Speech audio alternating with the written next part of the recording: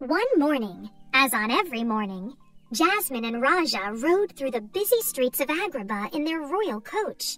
By now, most of the merchants in the marketplace were used to seeing the princess, and even her faithful tiger, outside the palace walls. Suddenly, the coach stopped at a large, colorful tent that was set up at the end of a road. The street, it seemed, had been blocked by a traveling show. "Oh, how fun!" Jasmine exclaimed as she read the sign posted near the tent. "There's a circus in town. I'll have to tell Aladdin as soon as we get home. And speaking of home," she said, "we really should be going. It's almost time for lunch." Back at the palace, however, Raja hardly touched his lunch. "Goodness," Jasmine said to Aladdin, "this isn't like Raja at all." "What do you think is wrong with him?" Aladdin asked Jasmine. Neither of them had ever seen Raja so quiet or sullen, or not hungry, before. But Jasmine could only shrug. "I haven't the faintest idea," she replied. The next morning, Jasmine got ready to go to the marketplace once again, this time with Aladdin. After the way Raja had been acting, she naturally assumed the tiger would not want to leave the palace. But to Jasmine's surprise, he seemed more than happy to go. They stopped in front of the circus tent, where Jasmine showed the poster to Aladdin. "Doesn't that look fun?" she said. Do you think Raja would like to go?" Aladdin looked at the poster, and then at Raja's dreamy eyes. "Yes," he told Jasmine. "I think he would like that very much." So, that very afternoon, Jasmine, Aladdin, Raja, and Abu all went to the circus. The ring was full of exciting, marvelous acts. There were clowns and acrobats and sword-swallowing giants. There were dogs and horses and monkeys that could juggle and jump through hoops. "This is wonderful!" exclaimed Jasmine. "Raja, don't you agree?" But instead of looking delighted, Raja looked more solemn than ever before. "I thought he'd be happy," Jasmine told Aladdin. "He will," said Aladdin. "Just wait." Shortly, the lights dimmed and the circus owners stepped up to make an announcement.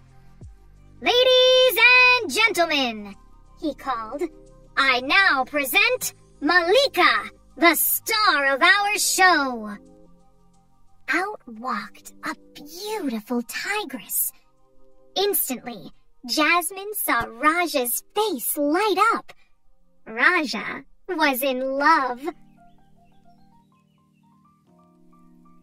Before they knew it, the show was over, and Malika, the tigress, returned backstage.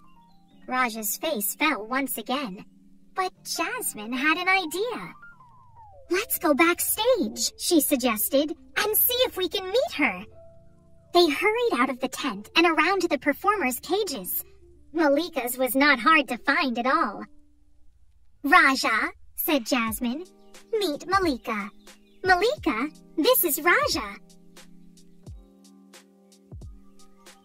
"Can I help you?"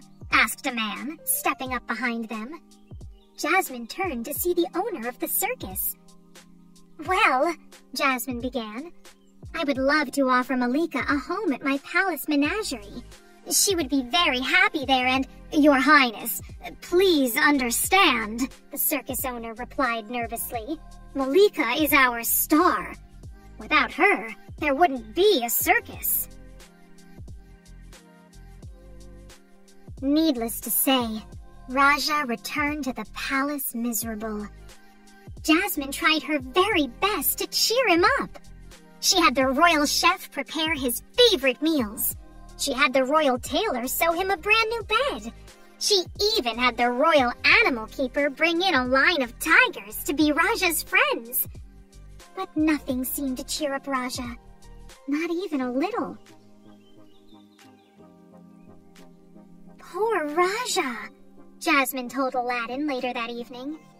"I know just how he feels. I remember when we fell in love and couldn't bear to be apart. First thing in the morning, I'm going back to the circus to talk with the circus owner. I'm sure we can work something out." Just then, one of Jasmine's ladies-in-waiting walked in. "Princess Jasmine, there's a visitor here for you," she said. "A visitor at this hour?" thought Jasmine. "Please send him in," she said out loud. Moments later, the owner of the circus walked in, with a very sad-looking Malika. "Pardon me, Your Highness," he said solemnly, "but I have a problem. Ever since your visit to the circus, the star of my show won't eat, sleep, or perform." "I'm so sorry," began Jasmine, but the circus owner stopped her. "It's not your fault," he told her. "It's clear to see she's in love. And even though she's the star of my show, she's also my friend. I want her to be happy, and so I've come to give her to you." Jasmine clasped her hands. "Oh, thank you!" she exclaimed. "Raja will be so happy!" Before Jasmine could even call him, Raja ran straight toward Malika.